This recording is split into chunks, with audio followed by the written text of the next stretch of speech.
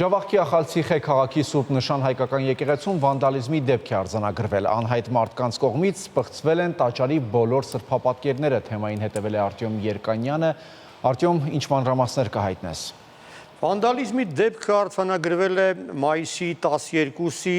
գիշերը։ Սուրբ Նշան եկեղեցու տարածքից անհայտ անձինք դուրս են բերել բոլոր սրբապատկերները եւ եկեղեցական որոշ գույքը, տեղափոխել են ոչ հեռու գտնվող աղբանոց եւ այնտեղ խառնել աղբի հետ։ Հարևանությամբ ապրող հայերը դա նկատել են, մաքրել են սրբապատկերները եւ վերադարձրել են եւ դիմել են պատկան մարմիններին։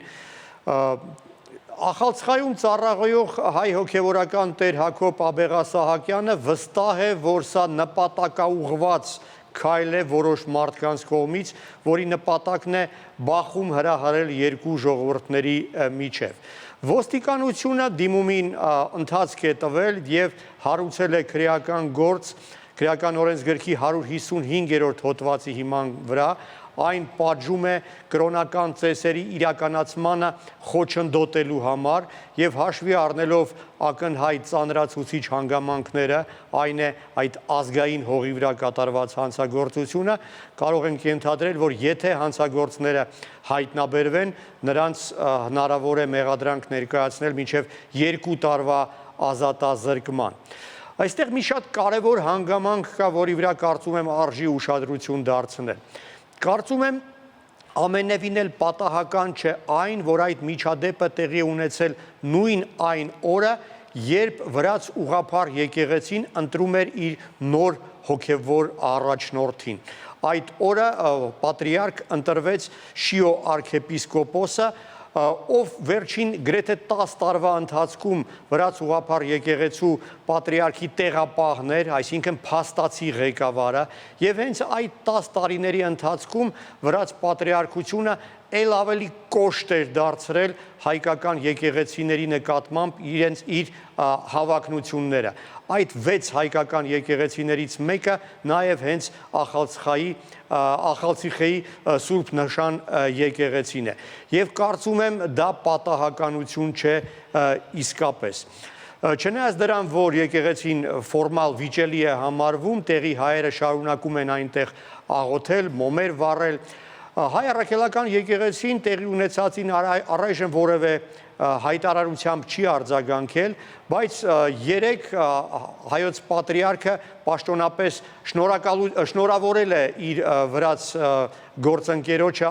ընտրվելու կապակցությամբ եւ հույս է հայտնել, որ նրա կառավարման շրջանում հայ եւ վրացի եկեղեցիների միջև եղբայրական կապերը ել ավելի կամրապնդվեն։ Տեղի ունեցած միջադեպը կարծում եմ մարտահրավեր է նաև նոր պատրիարքին, հուսով եմ, որ նա եւս կարձագանքի եւ դրական ազդեցություն կունենա իր միջամտությունը։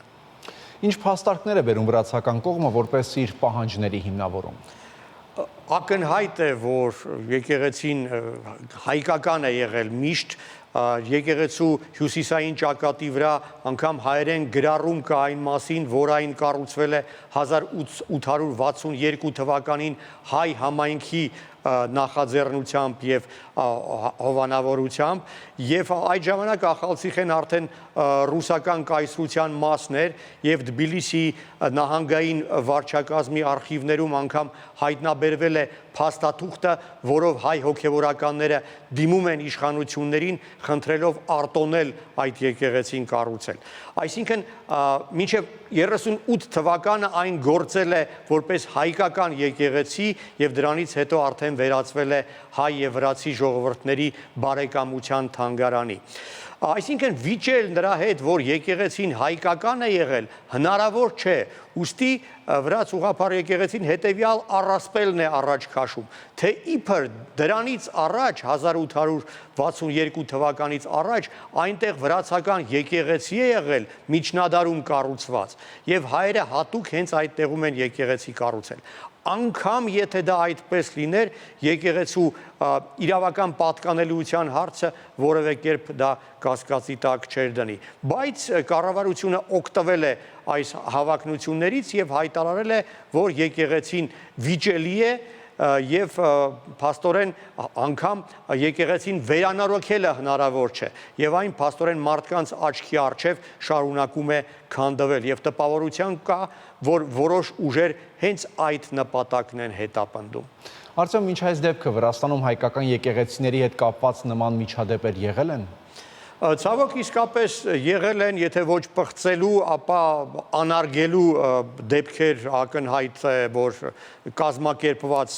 դեպքեր են եղել 2010 թվականին օրինակ հենց Ախալցխայի մեկ այլ հայկական եկեղեցու Սուրբ Խաչում խաչքարներ են ապամոնտաժվել, վերափոխվել է արտաքին տեսքը վերանորոգման պատրվակով։ Մինչ այդ Թբիլիսիի Սուրբ Նշան եկեղեցում հրկիզելու փորձ է արձանագրվել, դրանից հետո էլ Սուրբ Էջմիածին Թբիլիսիի եկեղեցու դեմ 2 հարձակում է եղել, Նորաշեն եկեղեցուն